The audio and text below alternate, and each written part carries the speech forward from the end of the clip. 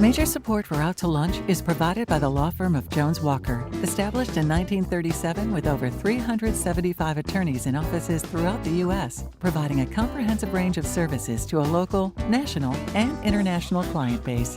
JonesWalker.com. And by Hancock Whitney. Hancock Whitney is here for families, here for businesses, here for communities during this challenging time. Visit HancockWhitney.com/COVID-19 for the latest.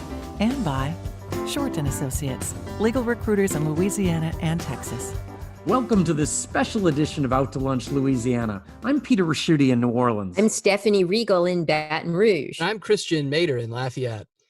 Normally, we're the hosts of Out to Lunch in our respective cities, but during the course of the current public health crisis, we're joining forces from our home studios to bring you a statewide look at what's happening in the world of business and finance.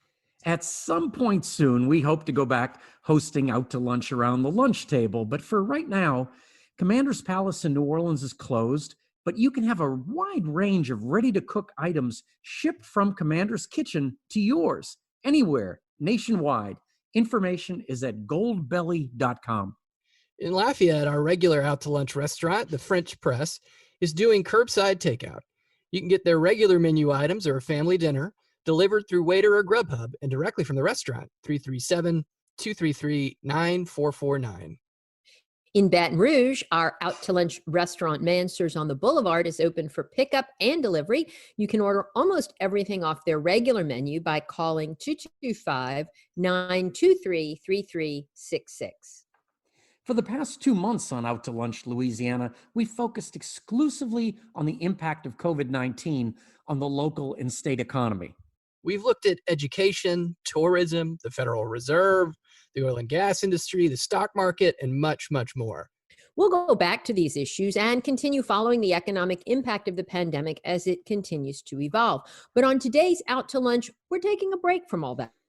As we look toward returning to some sort of normalcy, it's good to remind ourselves that there's life beyond the virus. Today, we're going to meet 3 people whose lives and businesses are refreshingly unrelated to the current crisis. Matthew Armstrong is the co-founder of Block Lawn Care. It's a tech-based approach to cutting grass, sort of like Uber for yard work. Mary Margaret Camello was a Roman Catholic nun for 45 years before leaving the convent to become a transpersonal counselor and spiritual guide. Before we talk to Mary Margaret and Matthew, let me introduce you to a person who has the kind of job everybody wants. Drew Cambre is a professional coffee taster. Yes, you did hear that correctly. Drew Cambre is a professional coffee taster. Technically, Drew is coffee quality manager at the Dupuis Group, a global logistics company headquartered in New Orleans. Drew, welcome to Out to Lunch, Louisiana. Thank you for having me. Drew, this coffee tasting career of yours is not as crazy as it sounds. Coffee is the second largest commodity in the world behind oil. After what's been happening in the oil market over the last few weeks, it's probably safe to say that as of right now, coffee is the biggest commodity in international trade. I'm sure there's more to assessing the quality of coffee than taste, but let's start there. How much of your day is spent tasting coffee? Well, I mean, obviously, besides my normal cup of coffee every single morning, I would say I spend about half of my day going through the tasting process. You don't just normally sip a coffee. You have to actually write notes and do some research and make sure that you're looking exactly for what the customer is looking for, and that way you can communicate with them properly. You know, we've started off by saying we wouldn't be bringing up COVID or such, but I wanted to know if that is in fact affecting the coffee business. And also another recent issue was tariffs. Is that having a play? Yes, it's actually affected the coffee world quite a bit. Everything from the local coffee shops all the way to the coffee producing countries. Countries like Colombia right now are actually having a whole lot of problems getting the labor in to produce their coffee. So it's just kind of sitting in the port right now in Colombia waiting to come over. Drew, I know wine tasters, for instance, can get degrees. what do you have to do to become a professional coffee taster? I mean, is there a certification process? Did you go to school for this, or did you just fall into a really fun job? A little bit of both, to be honest. I was in the coffee industry, started in the coffee industry in New Orleans right after Hurricane Katrina. That was one of the first things that was kind of open, was to work in a coffee shop.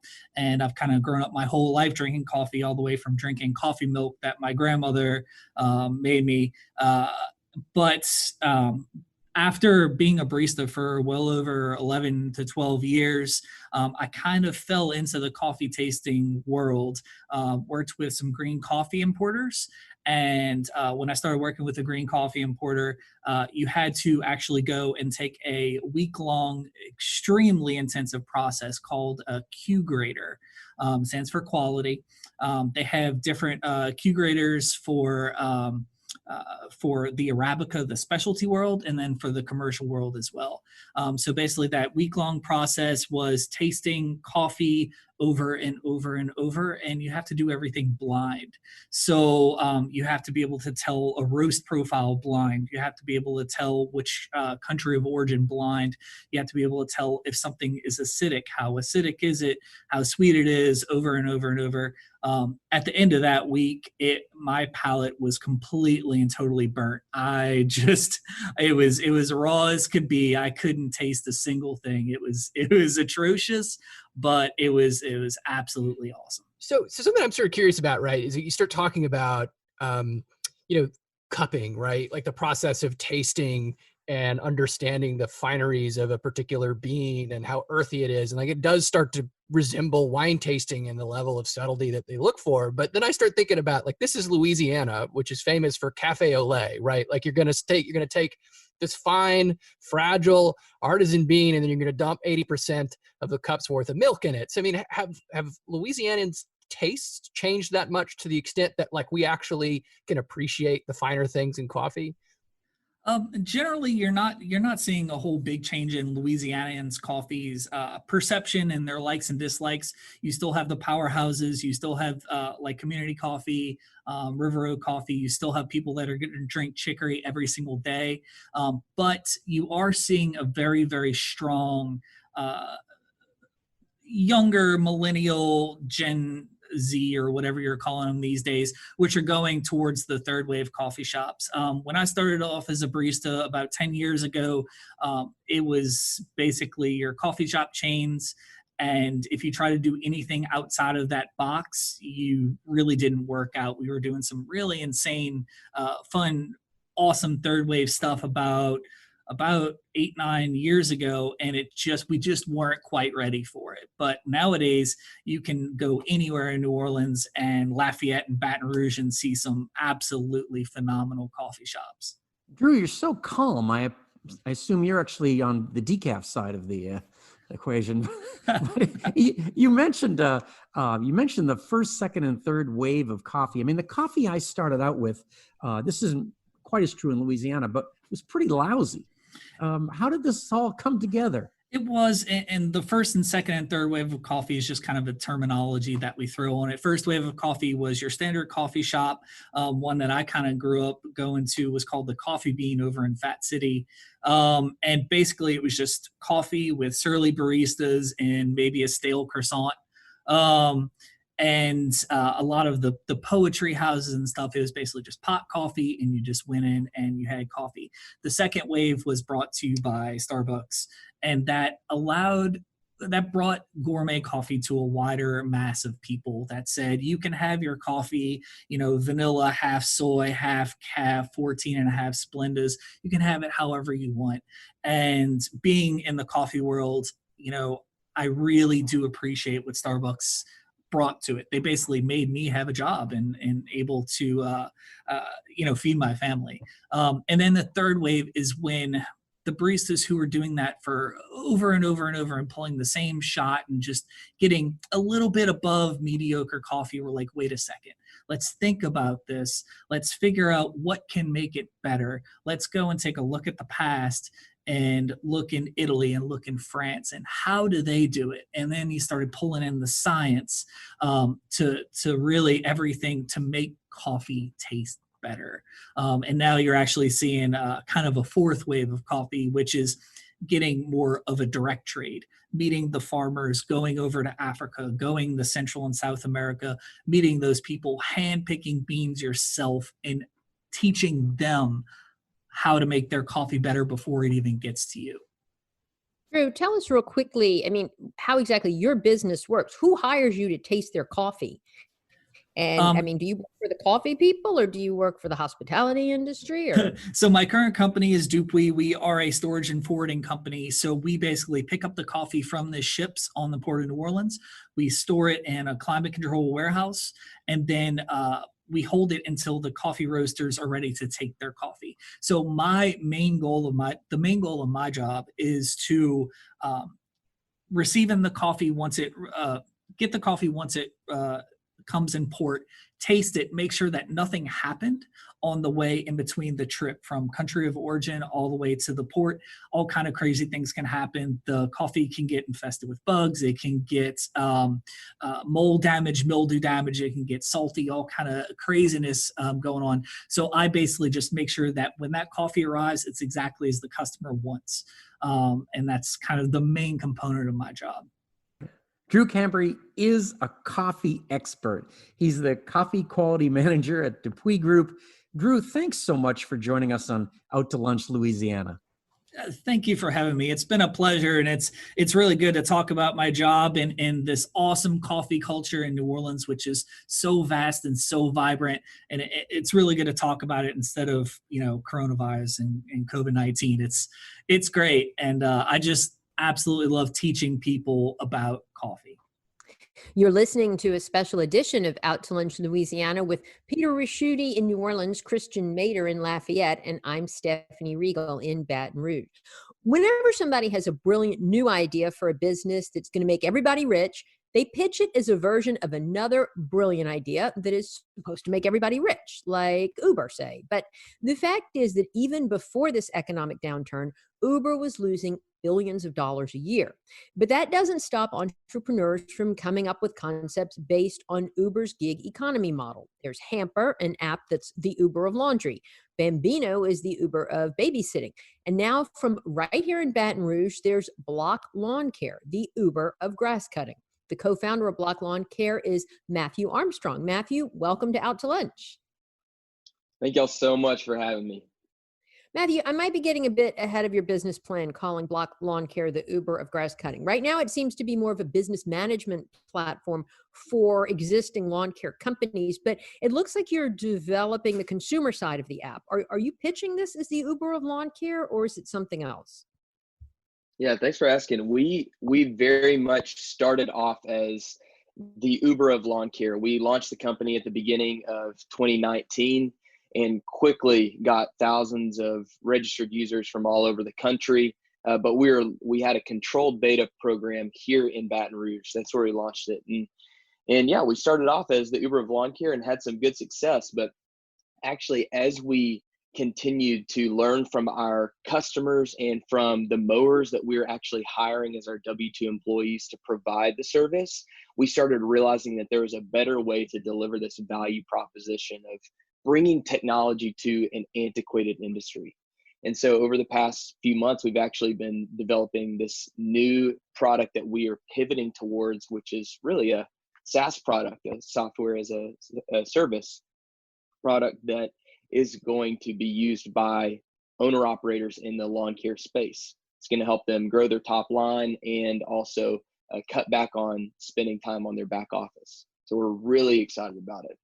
What problem are you all solving? I mean, are you trying to get lawn care companies to people that need their grass cut more quickly? Are you trying to help the lawn care companies find business or just to be more efficient? Absolutely. Really everyone who gets their grass cut by someone understands the pain points. They're having to slip cash or check under the doormat. It's hard time communicating with their mower. It may or may not be infrequent. Invoices come infrequently. But what a lot of people don't know is that these issues are the result of the operational inefficiencies that plague our industry. Every single one of these, single operators, solo operators, spends about 25% of their time doing tasks that are really for the back office, that don't earn them any money, that pull them away from earning revenue. This can really cause a lot of issues whenever it gets busy. And we know that down here in Louisiana, the grass doesn't just grow, the stuff grows, and it is crazy. So whenever you throw on 80-hour weeks, and then they have to go home and run their business, it can get a little hectic. And so what we're doing is helping, we've developed an app that helps them grow their top line and get more customers if they want to, but also it helps them streamline a lot of these back office tasks like invoicing and route management and schedule management. A lot of those things that they spend a lot of time on will now be able to be automated through this very simple app that's designed specifically for these owner operators. And we're the only one of our kind. So am I hearing that the advantage, say on the two sides of this app, whether you're a consumer or a lawn service provider, is that it provides a conduit to actually connect people to a marketplace that didn't really have before? I mean, I think about I get a guy that comes to mow my lawn, I Venmo him the money, right? And the way I found him was he mowed my mother's lawn, right? Does this disrupt the sort of word of mouth reliance that we kind of had on how lawn care services work? And is that something that's really going to grow somebody's market opportunity in a real way? Yeah, absolutely. That's a good question. We found that over 70% of all small lawn care operations grow their business primarily through word of mouth. We're not going to try to change that. We're trying to throw fuel on that. And so we're about to release this app for the business, these operators who are cutting grass, and then we'll start working on the other side of the app, which is what the consumer, the person who's getting their grass cut would get, and then that would allow them to manage their service between their operator and themselves, allowing them to really streamline how they take care of their home. Matthew, I've done my homework on you a little bit, and I know you're a really altruistic guy. I mean, you started out just by trying to mow lawns that are overgrown and maybe abandoned lots and such. Under this model, do you think that when you look at this model a little bit longer term, can you make money? Can you make enough money to feed the family and get it going? Absolutely. Pivoting from the marketplace where we were actually providing the service towards a SaaS model is extremely scalable. It will be a lot easier to sell. And honestly, the product that we are about to release is based off of all the learning that we, got from last year. And so we feel really excited about this possibility. And we already have about 50 people on our waiting list before that haven't even seen a product that said that they know what it's going to do. And they're like, we want this. And so, yeah, we really believe that we're onto something. There's 383,000 owner operators in America right now in the landscaping industry alone. We're eventually going after the millions of owner operators that are in other home service industries like plumbing and electrical and general handyman services and housekeeping. It really is a huge opportunity because we've tailored it specifically to those individuals. And Matthew, we have to be honest with people. You weren't just a guy mowing lawns. You're an MBA from LSU, right? Yes, I am. Did my undergrad at Baylor and got my MBA at LSU. Loved it. And whenever I'm originally from Texas, but whenever I moved here and everyone kept giving me mess that I wasn't a real LSU fan, had to put them to shame. Had to tell them how it is when got my MBA. Matthew, who developed your software? I mean, you have a team, or have y'all hired out to do this? You piggyback on an existing product that you've then tailored for Black Lawn Care? Yeah, we actually used a dev shop here in Baton Rouge called Elevator 3, and they helped us get our first set of apps up and running, which is what everyone in Baton Rouge, that's one of our paying customers, that's what they have interacted with. But since then, we actually brought on our own full-time developer who has done the development for our for this new SaaS product.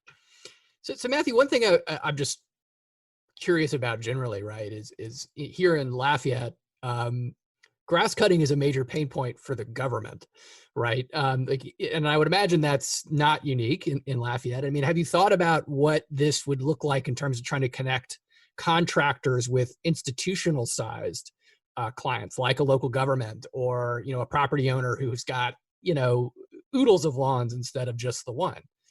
Yeah, that's a great opportunity. And, really for us, I think what we're focused on now is providing the tools for them to be able to do that with this app that helps them manage their business. They would be able to go out and more easily manage that type of incoming business. And if they wanted to pursue, city contracts, I know that, there is plenty of work to be done in the form of, overgrown lots and even just, city owned properties that have to be regularly maintained. But yeah, we would be able to, they would be able to do that with this app. Matthew, before we wrap up, we just have a minute, but Drew had a good question he wanted us to ask you. And will the 14-year-olds and 15-year-olds out there that, cut grass on the side on the weekends or in the summers to make money, will they be able to operate on your app? Yeah, and again, with the SaaS product, this would be just like anyone purchasing, software to help them manage their business. And so, especially for a 14-year-old or any type of minor that's going to be cutting grass, even if they had a neighborhood route, they would be able to manage all their invoices and receive payments through this app for work that they completed. So absolutely, right now there's not a lot of options for for those for younger kiddos who are side hustling and making money, and that's how a lot of them get into it. There's not really a good tool for them. And so we're proud that we're going to be the first to be able to offer them this perfectly tailored solution for them.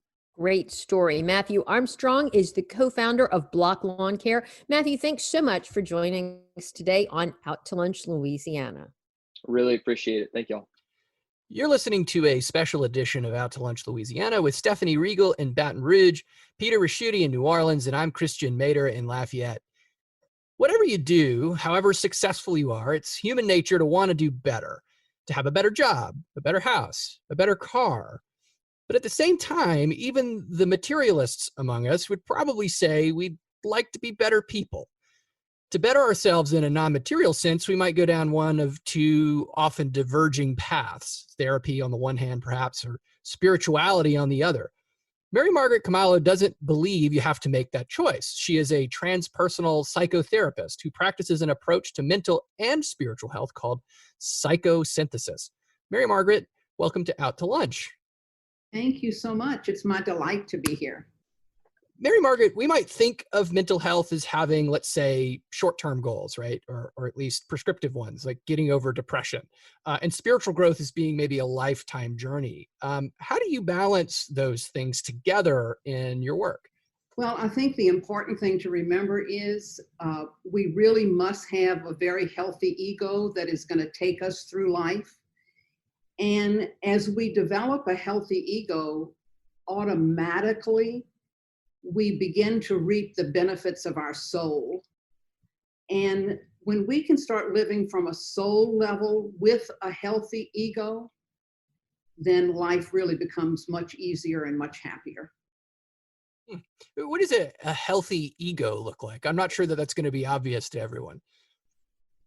Well, the parts of us that can do whatever we need to do in life, the parts of us that can show up for work, the parts of us that can organize a business, the parts of us that can love family. Those parts of us are parts of a healthy ego. So we want to be able to integrate the parts rather than having them operate on their own. And when we can integrate them and bring in spirituality, life really, really becomes a joy. I know this is going to sound like an odd question, but has the pandemic been good for business? I know this. I remember after 9/11, there was, so many people that either returned to church or started going to therapy, trying to rethink their lives. Has that happened? I want to say a resounding yes to that, because people right now want authenticity. They want to be able to be who they really are. They want to be able to come from love and to experience the oneness that we all are. I have 3 ongoing Zoom groups right now that are just highly successful, simply because people are looking for a different path and a deeper path. I think we're tired of that old normal, and we really truly want to create new lives for ourselves. That's what I'm seeing. Mary Margaret, how do you integrate the spiritual side of this? Religion is history. Think about it. Think about the religions that have their history. I don't deal with that at all. I really deal with what is the very best that you can be walking on this earth. What is your soul's bright, shining light that you can bring to others? And when you do that,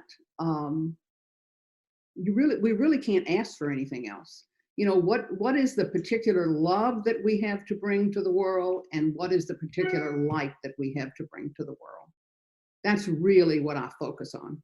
I'm really curious just to kind of hear how this works in practice. I mean, I have family that do social work, right? And this stuff can feel very, very detailed, and it's sort of like personal histories, those kinds of things. I mean, I'm thinking about my mother-in-law's got a refrigerator magnet that says, "My therapist told me it's all your fault," right? Like that there's this kind of idea that we have on how therapy ought to work. But I'm curious how therapy works in your world, kind of in a practical terms. Like, walk me through a session a little bit.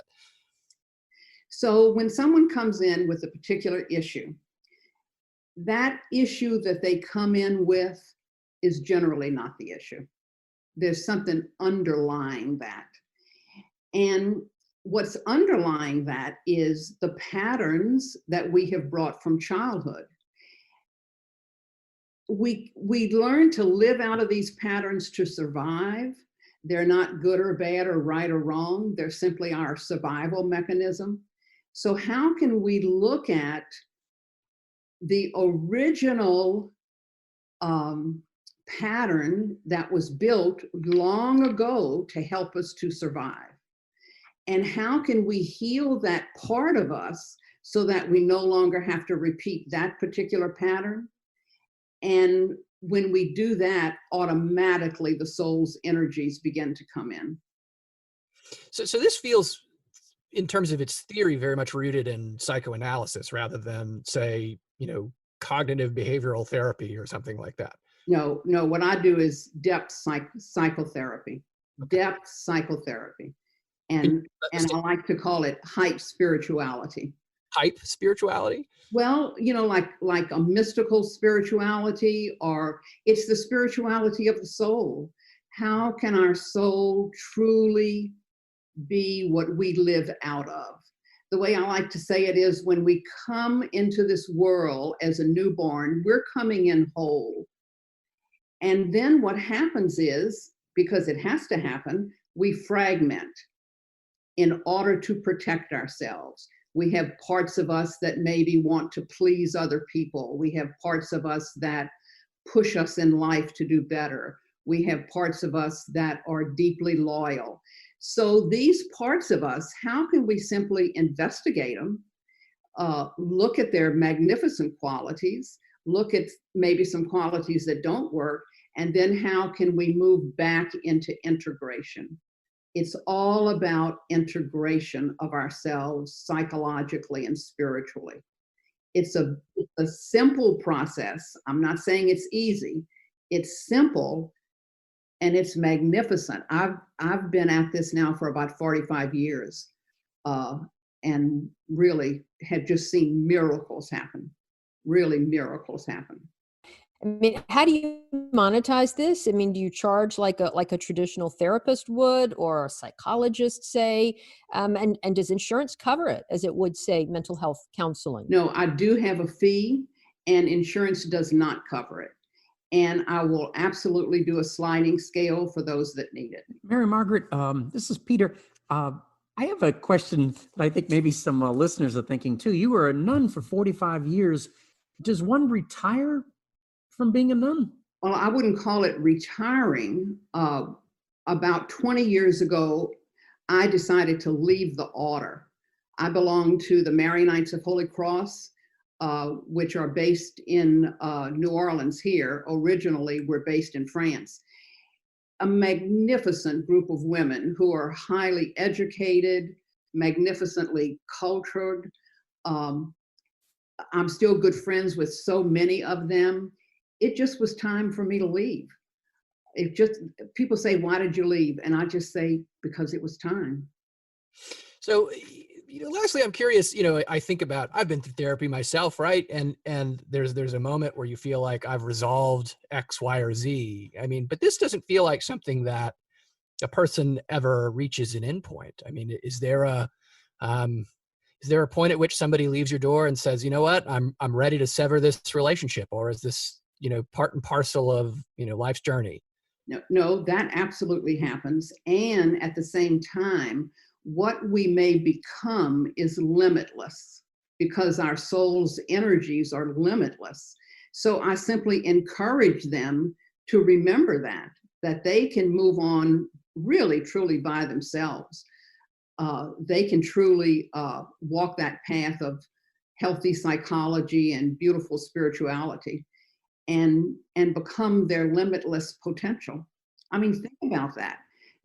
What we may become is limitless. That's always been amazing to me. Mary Margaret Khumalo is a transpersonal psychotherapist and owner of Soulful Empowerment. Mary Margaret, thank you so much for joining us in Out to Lunch, Louisiana. Thank you. And thank you for joining us for this special edition of Out to Lunch, Louisiana. We edited these conversations to fit into the time slot here on your NPR station.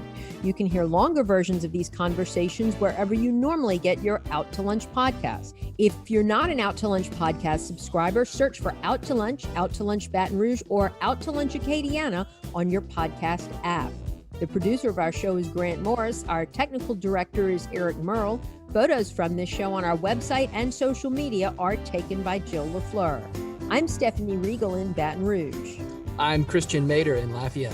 And I'm Peter Raschuti in New Orleans. Special assistance for this week's show came from New Orleans military and maritime graduates Alex and Zach Raybar. Thanks for joining us today. We'll see you back here next week for more Out to Lunch, Louisiana.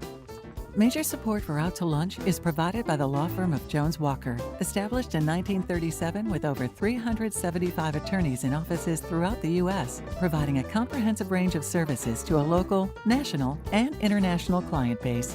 JonesWalker.com. And by Hancock Whitney. Hancock Whitney is here for families, here for businesses, here for communities during this challenging time. Visit HancockWhitney.com/COVID-19 for the latest.